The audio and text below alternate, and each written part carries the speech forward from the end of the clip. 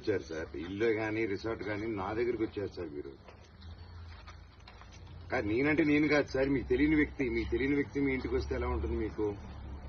మీరు ఆఫీసర్ని మర్చిపోండి సార్, మీరు జనరల్ ఒక పబ్లిక్ గా అనుకోండి సార్.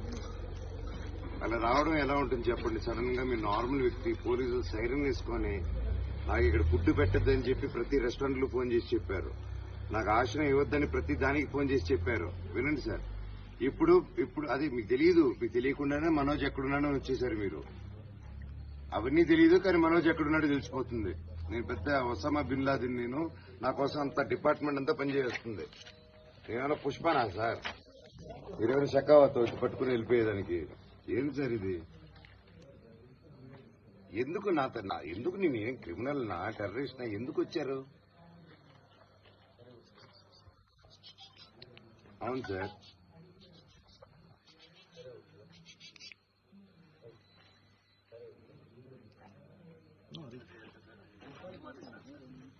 ఇది 10:30కి అభిమాని, పోలీస్ డిపార్ట్మెంట్ లో ఒక అభిమాని 10:30కి సైరన్ వేసుకుని హీరోతో ఫోటో దిగాలని అభిమాని వస్తారు. అదే మీరు చెప్పేది సార్?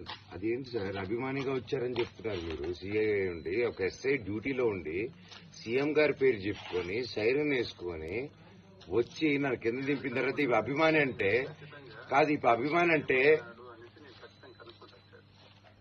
కనుక్కోవడం కాదు సార్, నేను ప్రజెంట్ చేస్తాను అన్ని, మీకు డాక్యుమెంట్స్ అన్ని ప్రజెంట్ చేస్తాను, వీడియోస్. కానీ అభిమాని రావడం ఏంటి సార్? ఆయన కూడా ఎస్ఐ గారు కూడా నేను అభిమానంతో వచ్చానంటున్నారు. అర్ధరాత్రి ఒక రిసార్ట్ లోపలికి సైరన్ వేసుకుని వచ్చి మా వాళ్ళని ఏ ఊరు ఏడుంటావు అభిమానికి ఎందుకు సార్? నా పక్క